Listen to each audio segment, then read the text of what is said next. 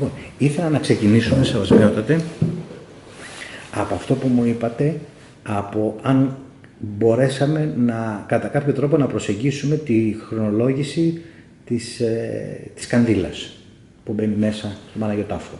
Έχω περιεργαστεί όλοι εδώ και χρόνια και πολλές φορές στην καντήλα. Δεν φέρει κάποια επιγραφή πάνω, ούτε κάποια ημερομηνία πάνω, αλλά πότε από το τεχνίτη που έχω ρωτήσει εδώ και μάλιστα πήρα τηλέφωνο να μου πει περίπου, γιατί πολλές φορές την έχουμε επισκευάσει ο Σταυρός που είχε κάποια προβλήματα με τη φλόγα, είχε λιώσει. Είχαν κάνει παλιά κάποιες επισκευές με καλάι και είχε λιώσει. Και το ρώτησα και μου είπε από την τεχνική που έχει πάνω πρέπει να είναι γύρω στο 1840 με 50, 60 και μέσα η περίοδος, φαίνεται. Υπολογίζουμε από την τεχνική που έχει. Τώρα μπορεί να είναι και πιο παλιά, πιο νεότερη, δεν ακριβώς να ξέρω. Άρα λοιπόν, αν υποθέσουμε ότι είναι εκείνη την περίοδο και πάμε πίσω, έχουμε μαρτυρίες γραπτές ή αν έχει περάσει την προφορική παράδοση, τι γινόταν πριν να υπάρξει το καντήλι αυτό.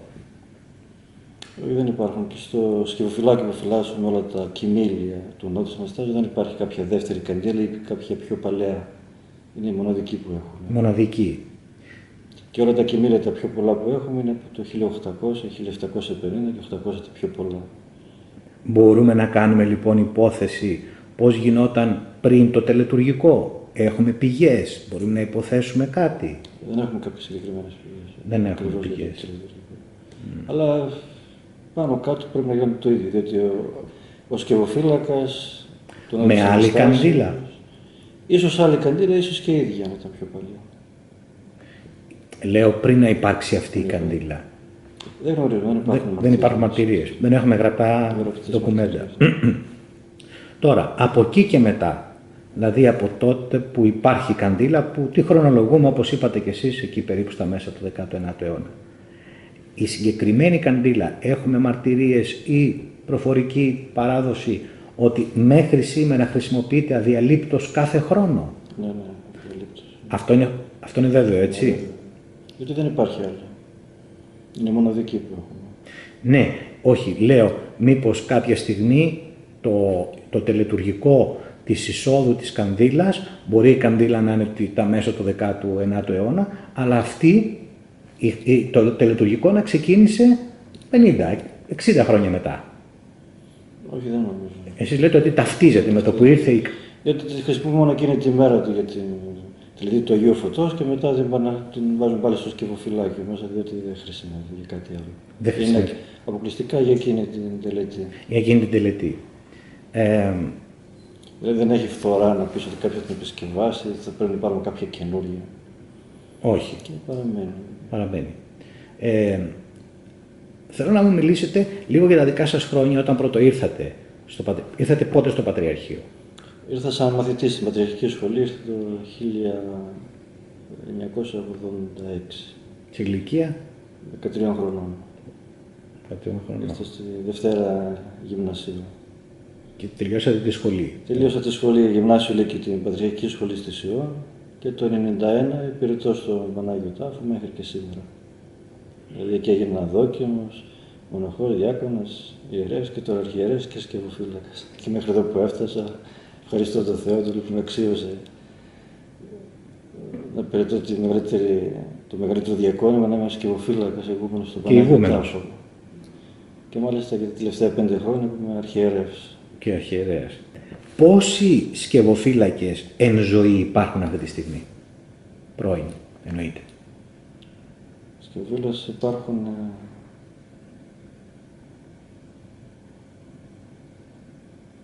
υπάρχουν δύο αυτή τη στιγμή.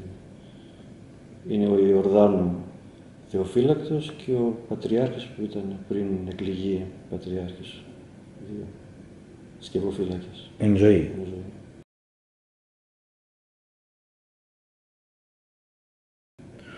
Ένας που έχει αποπεμφθεί από το Πατριαρχείο που δεν είναι πια νομίζω αν υπάρχει ο νοικηφόρος, να που έχει αποπεμφθεί από το Πατριαρχείο. Λογίζεται και ως πρώην κι αυτό. Ναι, ήταν πρώην σκευοφύλακας. Και πριν από αυτόν νομίζω τον Δανιήλ που δεν είναι εν ζωή. Και ήταν και ένα διάστημα παρασκευοφύλακας, ο Αρχιμανδρίτης Ανδρέας, Και αυτός πέθανε λόγω κάποιες αρρώστιες, έμφραγα που έπαθε. Ο Πολύκαρπος που είναι παρασκευοφύλακας τώρα είναι στη Βηθλεέμ, αν δεν κάνω λάθος. Τώρα έχει μεταφερθεί στη Βηθλεέμ.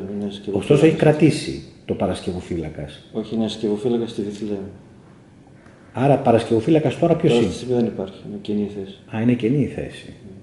Γιατί θυμάμαι στην τελευταία κουβέντα που κάναμε, όταν σας ρώτησα αν ομιγέννητο άνθρωποι είμαστε, πάθετε κάτι, πώς θα περάσει το τελετουργικό αυτό το οποίο έχουμε συζητήσει στον επόμενο σκευοφύλακα. Και θυμάμαι μου είπατε υπάρχει και ο παρασκευοφύλακας.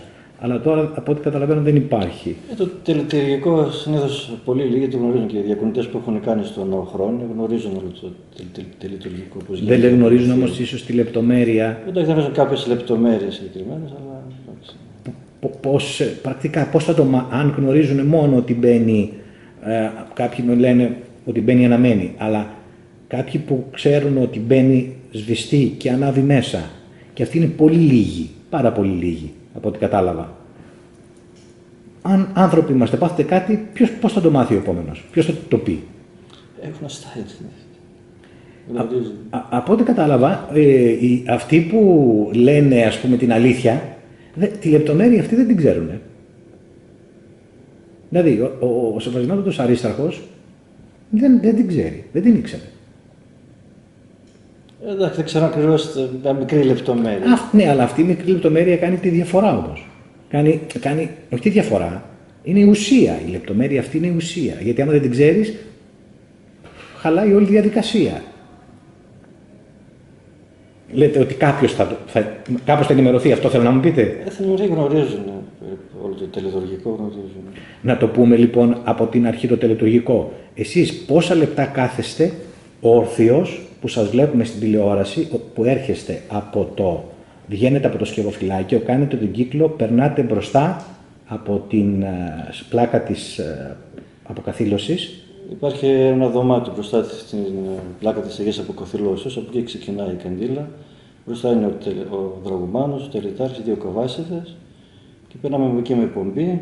Στεκόμαστε μπροστά από το παρεκκλήσιο των Αρμενίων των Μυροφόρων. Μπαίνουμε από την νότια πλευρά της Ρωτώντας και στέκομαι μπροστά στην είσοδο του Παναγίου Τάφου και περιμένουμε εκεί την ώρα ο δραγουμάνος να βγάλει το κερί που έχουν σφραγίσει το κουβούκλιο. Εκεί θα πάρει γύρω στα 5 με 10 λεπτά. Που είσαι όρθιος. Μέχρι να βγάλουν όλο το βουλοκαίρι αυτό, να το μοιράσουν μεταξύ τους και μετά να. Ποιος σας κάνει σήμα ότι πρέπει να μπείτε μέσα? Στην τηλεόραση έχουμε δει ότι τα τελευταία χρόνια σας κάνει σήμα ένας Ισραηλινός αστυνομικός. Όχι, ο δραγουμάνος. Δραγουμάνος. Μόλις βάλει το κερί, και εγώ μπροστά παρόμοια βλέπω και τη στιγμή μου κάνει νόημα ότι ανοίξω. Πόση ώρα μένετε μέσα? Μέσα αφήνω την καντήλα, το πολύ 1 λεπτό. 1 λεπτό περίπου. Και αφήνετε την καντήλα και τι κάνετε? Να το πούμε, γιατί να μην το πούμε? Δεν ξέρω αν είναι σωστό τώρα. Μαρτυρία. Είναι ιστορική μαρτυρία. Είναι ιστορική μαρτυρία και είναι η αλήθεια. Δεν είναι ιστορική μόνο, είναι η αλήθεια. Κοιτάξτε, αυτό το θέμα, επειδή φέρω μια υπεύθυνη θέση στον Νότο, δεν θα ήθελα να θίξω τώρα το θρησκευτικό συναίσθημα. Η αλήθεια λέτε. Αύριο θα βγει κάποιος θα πει εντάξει. Λέτε η αλήθεια θίγει τελικά ή ανυψώνει το θρησκευτικό συναίσθημα? Ανυψώνει, αλλά αυτή τη στιγμή όμως. Μάθετε την αλήθεια, λέει ο Ιησούς, και η αλήθεια ελευθερώσει μας. Δεν είναι καθαγιασμένο το φως? Δεν καθαγιάζεται? Σίγουρα. Αυτό δεν είναι μια πραγματικότητα που αξίζει και είναι τελικά η Ορθοδοξία και το νόημα και της τελετής. Ο καθαγιασμός του φωτός που το παίρνει ο πιστός και το πάει στο σπίτι του ή στους δικούς του ανθρώπους. Ακριβώς, απλώς δεν θα ήθελα να πω τώρα συγκεκριμένα μπροστά σας, κάνουμε σε λεπτομέρειες ακριβώς. Δεν θέλω να μου πείτε σε λεπτομέρειες, θέλω να σας ρωτήσω εγώ. Μπαίνετε μέσα, το ανάβετε πάνω από τον Πανάγιο Τάφο και φεύγετε για να το βρει αναμένο ο Πατριάρχης. Είναι έτσι ή όχι? Έτσι. Είναι έτσι. Είναι έτσι. Ανάβετε και το καντήλι των φυλάκων. Υπάρχουν 2 καντήλες. Αυτή... Μια και φύλακας και μια δεύτερη. Και μια δεύτερη, την οποία την ανάβετε και αυτή. Αυτό το καντήλι των φυλάκων που είναι σαν προνόμιο των φυλάκων, έτσι δεν είναι από ό,τι κατάλαβα? Από πότε έχει αρχίσει το προνόμιο αυτό? Έχετε μνήμη, υπάρχουν πηγές γι' αυτό? Έχει 10, 20, 50, 100, 200 χρόνια. Πρέπει να πω ότι ήταν ο Μακαρίτης, ο Μακαριστός Θαβορίου που ήταν, μας το έλεγε από την εποχή που ήταν αυτός που ήρθε στον ναό. Πότε δηλαδή? Στις αρχές του 1930, περίπου που ήρθε στον ναό, από τότε το βάζανε το καντήλι. Α, το βάζανε το καντήλι, από τότε. Άρα και πιο παλιά υπήρχε. Άρα και πιο παλιά υπήρχε. Και προφανώς να υποθέσουμε ότι υπήρχε και μπαίνει και ανάβει ως ασφαλιστική δικλείδα. Αυτό το χρησιμοποιούν πιο πολύ σαν ευλογία οι φύλακες που υπηρετούν στον Πανάγιο Τάφο. Οι φύλακες, ναι, το θεωρούν προνόμιο, όπως μου είπε και ο γεραιότερος των φυλάκων. Το θεωρούν οι ίδιοι προνόμιο να βάζουν το καντήλι. Αλλά το καντήλι που ανάβεται. Ναι, μπορεί και κάποιος να το πει και σαν δικλείδα. Και σαν δικλείδα. Σεβασμιότατε, εσείς πώς, να το πω έτσι, μοιηθήκατε σε αυτή τη διαδικασία, σε αυτό το τελειτουργικό, ότι έπρεπε να κάνετε αυτό? Από ποιον? Ποιος σας μοίησε στο μυστικό? Αυτό γνωρίζουμε τελευταία φορά που ήταν ο Μακαριστός Θαβορίου Δανιήλ. Ήταν σκευοφύλακας την περίοδο 2001, όταν πέθανε ο Πατριάρχης Διόδωρος. Ένα χρόνο πριν, το 2002, θα έπρεπε, επειδή ο Πατριάρχης είχε πρόβλημα υγείας, δεν μπορούσε να μπει στον Πανάγιο Τάφο μέσα μόνος του, και ζήτησε να δώσει από το καθεστώς μεταξύ των Αρμενίων και Λατίνων να παραβρεθεί και ένας δικός μας μέσα, να μπει μέσα και να βοηθήσει τον Πατριάρχη. Γιατί δεν μπορούσε να μπει μόνο στον Πανάγιο Τάφο. Και επιλέξανε, επειδή χρόνια ήταν σκευοφύλακας ο Δήμος, να μπει αυτός. Και εκείνη τη στιγμή μας είπε τι ακριβώς έπρεπε να κάνουμε μετά για όλη την τελετή του Αγίου Φωτός. Άρα δηλαδή σας είπε το μυστικό το 2000. 2000. Το 2000, ο Δανιήλ, ο Μακαριστός Δανιήλ. Τι έπρεπε ακριβώς να κάνουμε με την καντήλα. Σε ποιους το είπε, σε πολλούς? Το είπε σε μένα και ήταν και τότε ήταν εφημέριος στον Όπατηρ Νεκτάριος που είναι τώρα καμαράς του Πατριαρχείου. Μέχρι εκείνη τη στιγμή τι πιστεύατε? Εντάξει, λογικό ήταν.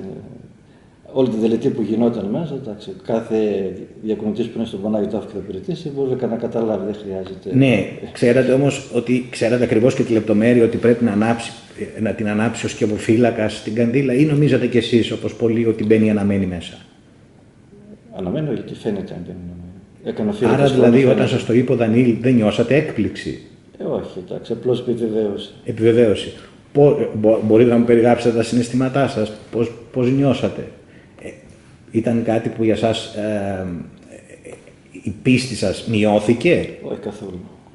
Δεν μειώθηκε γιατί συνεχίζει αυτό που λέμε ο καθαγιασμός, έτσι? Συνεχίζει ο καθαγιασμός και εγώ και σαν μαθητής και αργότερα έχω δει το θαύμα του Αγίου Φωτός. Απλώς εντάξει ήταν εκείνη τη στιγμή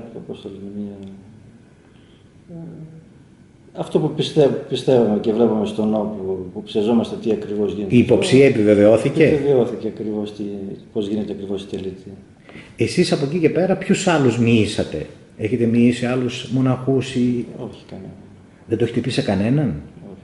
Δηλαδή αν έρθει ένας μοναχός που είδα τόσα παιδιά κάτω που είναι στο ναό και σας πούνε σεβασμιότατε, θέλω να μου πείτε την αλήθεια, δεν θα την πείτε στο μοναχό?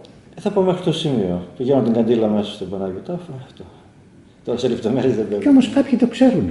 Είδα ότι κάποιος το ξέρει. Εντάξει, λογικό είναι ο καθένας θα το δει. Δεν χρειάζεται μεγάλη. Ναι. Φαντασία να έχει κάποιος να δείτε ακριβώς. Βλέπει την τελετή πώς γίνεται. Βλέπει την τελετή, αλλά βλέπει έναν άνθρωπο που μπαίνει μέσα με σβηστό καντήλι. Που δείχνει ότι είναι, γιατί είναι καλυμμένη η καντήλα, έτσι δεν είναι? Φαίνεται να είναι, γιατί έχει σαν δίχτυ. Έχει το διχτάκι. Φαίνεται.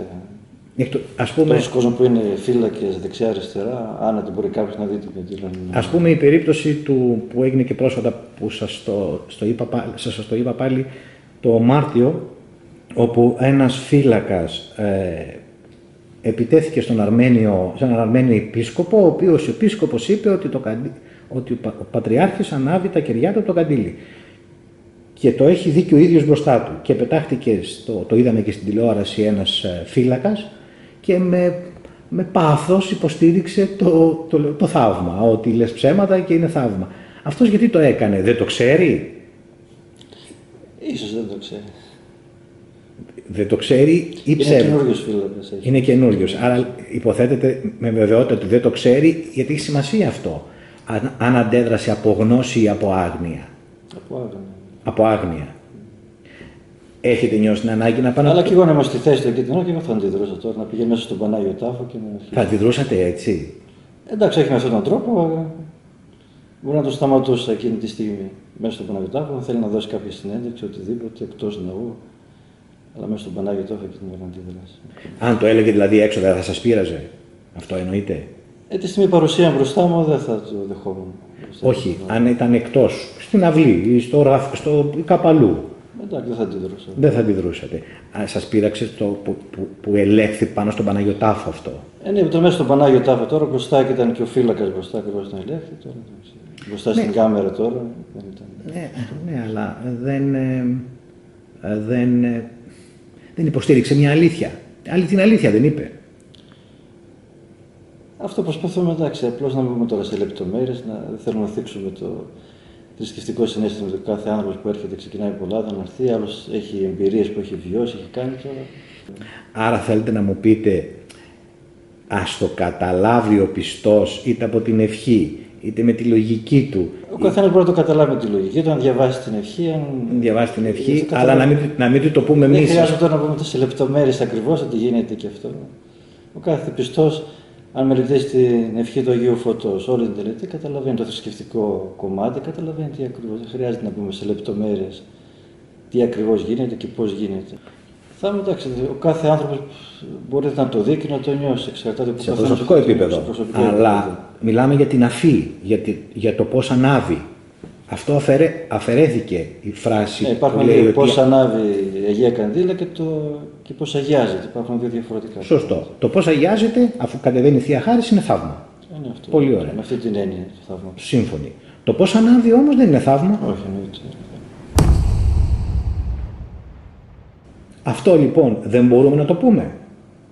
Ναι, μπορούμε να το πούμε. Μπορούμε να το πούμε αυτό. Πολλοί το λένε. Και πολλοί το διαδίδουν κάποιοι ελεύθερα και εδώ και χρόνια, όχι. Και βλέπω ότι και είναι πραγματικά εντυπωσιακό ότι και εσείς ως σκευοφύλακας αποφασίσετε να το πείτε, το λέτε. Με τρόπο βέβαια, αλλά το λέτε. Ναι. Πιστεύετε ότι είναι συμβατό με τη χριστιανική ηθική περί αλήθειας? Ότι δεν μπορούμε να λέμε ψέματα? Σίγουρα δεν μπορούμε να λέμε ψέματα. Σας επηρεάζει αυτό ότι δεν αρνείστε να πείτε ψέματα? Σίγουρα. Ως ιερέας? Σαν ιερέας και σαν αρχιερέας εννοείται. Δεν μπορώ να βγω δημοσίως και να πω ψέματα τι ακριβώς γίνεται. Εμείς πρέπει να πιστεύσουμε το θρησκευτικό κομμάτι. Όπως και στη λειτουργία. Δεν ξαφνικά έρχεται ο άρτος από μόνος του ή το κρασί. Βάζουμε κρασί και μετατρέπεται σε αίμα. Βάζουμε τον άρτο και μετατρέπεται σε σώμα. Ο ίδιος και ο αγιασμός, το ευχέλιο. Δεν έρχονται μόνοι τους. Πιστεύετε πως παρόλο το ότι μπαίνετε μέσα, ανάβετε το καντήλι, το βάζετε σβηστό, το ανάβετε και φεύγετε, ο Πατριάρχης, ο κάθε Πατριάρχης, έχει πάρει τα μέτρα του έτσι ώστε 1 στο εκατομμύριο έχει πηγή φωτιάς πάνω του? Δεν γνωρίζω τώρα. Κατά την εκτίμησή του σίγουρα κάτι θέλει. Κατά την εκτίμηση. Για να εκδίδουμε κάτι, αν πάει στραβά κάτι, δεν ξέρω τι. Κατά την εκτίμησή σας σίγουρα. Ναι. Για να μπορέσει να βγάλει το φως στον κόσμο, έτσι δεν είναι? Σίγουρα. Δεν μπορεί να παίξει με πιθανότητες. Σίγουρα. Θέλω να μου πείτε πώς νιώθετε που μπορείτε και έχετε το κουράγιο και το θάρρος και τη γενναιότητα και λέτε την αλήθεια.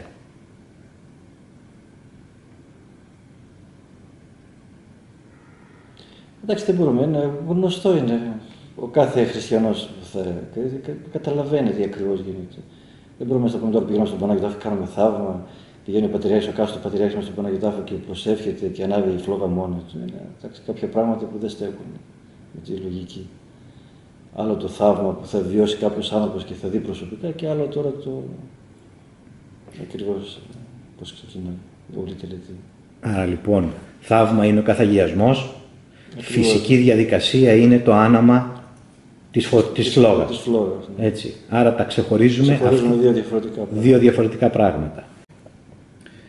Με τον Πατριάρχη τον το έχετε συζητήσει καθόλου το θέμα αυτό? Το θέμα της διαδικασίας, της τελετουργίας, αλλά αυτό, της καντήλας. Όχι ποτέ. Ποτέ. Ούτε και τότε που ήταν σκευοφύλακας για λίγο. Ναι. Απλώς και ο πατριάς και σαν σκευοφύλακας, απλώς το θέμα είναι πολύ λεπτό και συγκεκριμένα ο καθένας όταν θα βγει να μιλήσει και δημοσία πρέπει να είναι προσεκτικός τι ακριβώς θα πει και τι θα αναφέρει. Ναι. Εσείς πιστεύετε ότι, αν και ότι κάποιος που μιλάει πρέπει να λέει δεν θέλω να απαντήσω, πρέπει να πει με τρόπο την αλήθεια στον πιστό που μπορεί να την αντέξει, που μπορεί να την ακούσει, ή να πει ψέματα? Τι από τα τρία πρέπει? Να πει την αλήθεια με ωραίο τρόπο που ο πιστός να το δεχτεί, όχι να έρθει αντιμέτωπος. Το κάνει ένας ιεράρχης και μου κάνει εντύπωση ότι παρατήρησα ότι ένας αρχιεπίσκοπος μπροστά σε δεκάδες ανθρώπους τους έλεγε πώς ανάβει το φως και 100 άνθρωποι από κάτω, μέσα στο ναό, τον κοίταγαν με δέος και δεν αντέδρασε κανένας, αλλά τους το εξηγούσε θεολογικά. Είχε και το αντίθετο. Δηλαδή, έτυχε να κάνει ξενάγηση σε κάποιο γroup και τους εξηγούσε μπροστά στην αυλή του Νότου Αναστάσεως για το Άγιο Φως.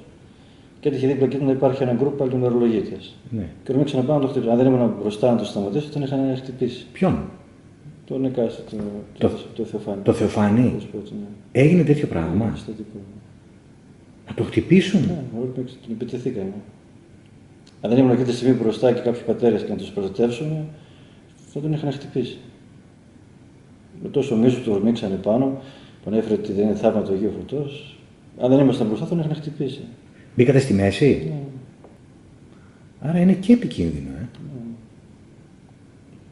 Αυτό είναι, πρέπει πώς να το προσέσει ένα πιστό το θέμα. Κάποιος που έχει την έννοια ότι εγώ έρχομαι στο Ιεροσόλυμα και πιστεύει το Άγιο Φως, έχει πιστεί τι ακριβώς γίνεται και κάποιος πάει να του πει τώρα ότι αυτό δεν είναι έτσι ακριβώς πιστεύει, να αντιδράσει. Ναι, αλλά δεν είναι κάποιος αυτός που το λέει. Είναι αυτός που ξέρει περισσότερα από εκείνον.